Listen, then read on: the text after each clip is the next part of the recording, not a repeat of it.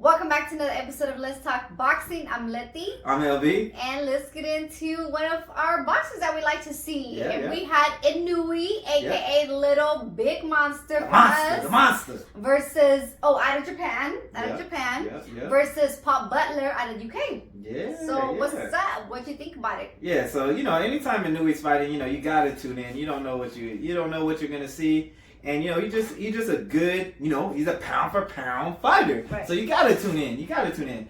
But kind of how we arrived at this fight, this was for Undisputed. So Inoue is now the Undisputed champion. Hey. And so how we kind of arrived at it is Paul Butler had the last title. I believe it was the WBO.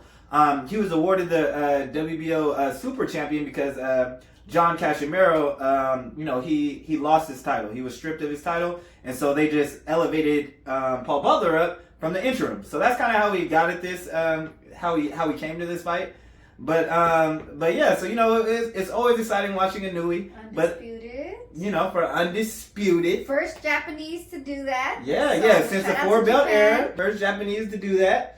So, but yeah, why don't you kind of get into the fight? What'd you think? Well, much of the fight, it was really, now you can say not a lot happened because it was more of Inoue doing everything, but it's like a lot happened during the fight still. And the reason why I say that is because, Butler didn't want to open up at all. Yeah. And I knew he knew what he was up against, and I think he just came into the fight thinking I'm gonna survive and I'm gonna go these 12 rounds to be, one of the ones that got away, that didn't get knocked out by Inoue. So he was pretty much just playing defense the whole time. It was really, really difficult for him to want to open up. But you was gonna say something? Yeah, I was gonna say, the fight didn't go how we expected, but it went as we expected. And I say that for the simple fact of Inoue dominated the fight, the whole fight. But I just thought it was going to end closer, end a lot sooner. And it's funny because before the fight, I was telling her, I was like, man, the betting odds are like plus or minus 2 rounds. And I was like, I haven't seen that. Right. And I think, Butler might have saw that too. It's like, no, I'm going to show them. I'm going to make it. Exactly. I will make it past the 2 rounds. And I had said even before you told me, I was like, it's probably not even going to go past 2 rounds. But it did again because he was just playing defense. And I feel like Inoue was just like, okay, this dude's not gonna open up. I'm gonna just give the fans a show. So he did it himself. He was doing these little tricks, walking in there, hands down, head out, like what's up? That's that Roy Jones when he put his hands behind his back. I was like, look at Roy, look at him do to Roy. I like that. Hands behind his back. That right hand swinging up in the air, and it's just he did everything to try to get him to open up, but he didn't. I think that was one of the first times I saw him smile or laugh. Yeah. He laughed during the fight, like, okay, you're not trying to open up or whatever. Yeah, he was definitely having fun in there. But he was still doing his thing, boy. Every time, it was like the right hand, left hand, uppercuts, just body shots. He was doing everything. Again, a lot of the time Butler was blocking them, but you could just hear the freaking sound. And again, it's like, he would hit the glove, but it was doing some damage. Oh yeah. Whenever you're taking those on the gloves, that still hurts. That still hurts. So. And for coming from power also. Yeah. But when Butler did let go of his hands, I got to see some smooth ass defense that Inoue was doing. I was like, like he was just doing some blocking some with the hand, moving a lot of his little upper body, to block him. Yeah. And it was just fun to watch. Obviously we knew who was gonna win. And at one point I was like, okay, is he gonna knock him out? Is it gonna go 12 rounds? And then he got him out on the 11th round, I think it was. Yeah. And I kind of talked about it. How Butler, he found out right away, from the very first round, like, I think I need to. You just don't by yourself today. Yeah, I think I'm gonna have to, glove up. I'm gonna have to survive this because, in the beginning of the first round, he actually did sit and trade. He stayed in the same place more. But every time he did, Inoue was catching him in between punches and just crisp.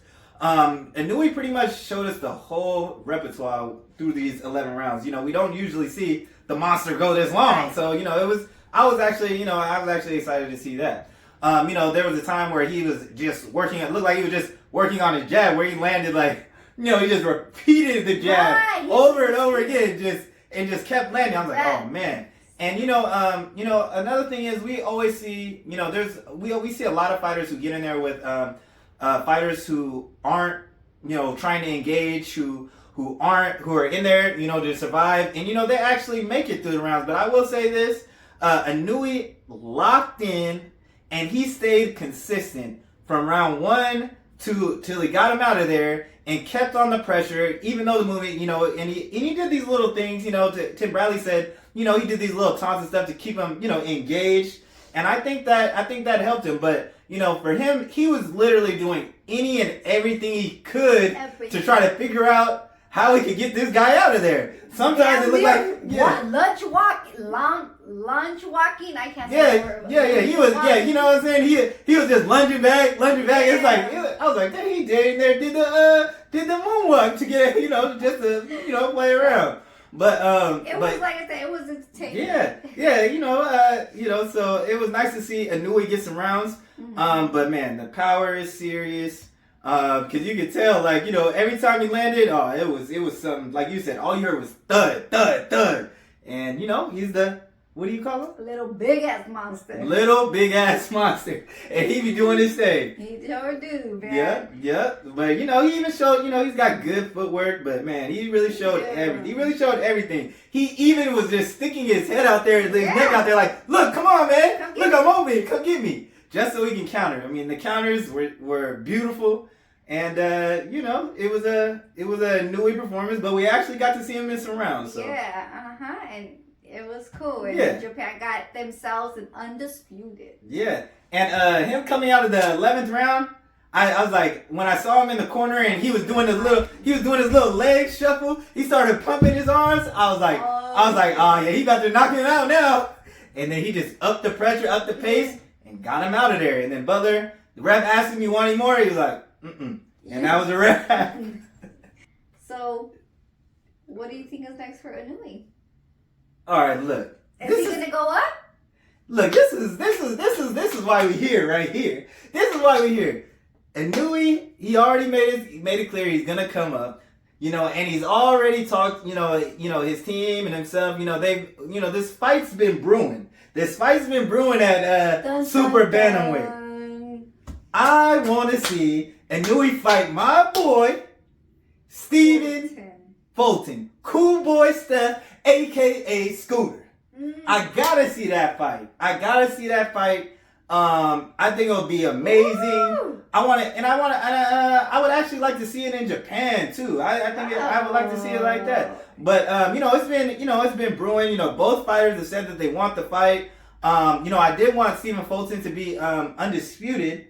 You know, so they can both be undisputed and, you know, meet up. But it doesn't look like that because, you know, Stephen Fulton's going to be fighting Brandon Figueroa. But he made it very clear, like, hey, I am going up and I am going to fight the rematch with Figueroa, but I am still the champ at Super Bantam at 122. So that is the fight. That really is the only fight I want to see. You know, I think it'll just be an action-packed, amazing fight. Okay, you know what? That's news to me. I didn't even know that they were going to do that rematch between them. Yeah. Ooh, that's going to be very explosive to watch. Because, again, that fight was, you know, a lot of people had different ways. But I would like to see, I mean, I think that would be a great matchup for Fulton. But if he's going up and he's not going to be fighting him, and I think Inoue is going to go up. He's not going to be staying in that. Inoue, and even to talk about him going up, Inoue did have to, you know, his first chance at making the weight, he did actually come in overweight, and then the second time, you know, he made it. So yeah, it's definitely time for Inoue to move up. To go up, yeah. So I mean, if it's not going to happen with Fulton, what other name do we got out there? 122. You know MJ would be a good one at 122. Yeah.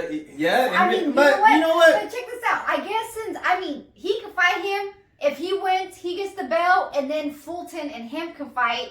And that could be Fulton's undisputed fight. Yeah, but you know, MJ, you know, for whatever reason, you know, that was the fight that everyone was expecting, you know, was MJ and Fulton, but it just never materialized. MJ ends up, I think he's there's a fight he's been looking for that keeps getting scheduled, but But yeah, you know, I just think that Fulton and Inoue would just be a great fight. I mean, especially when you look at the two fighters and how they fight. I mean, you know, I mean, Inoue is, you know, definitely a puncher, but he's skilled. But you know, he's definitely a puncher. And then you have Stephen Fulton, who can fight, who is a pure boxer, who could fight from any and every range. You know, and so I think it would be a big fire ass fight, and I'm actually, you know, I'm curious to see. I want to see how much of that power comes with Inoue to the new division, you know, and you know, I just want to see how he handles, you know, because he hasn't really been in there with like a slick fighter like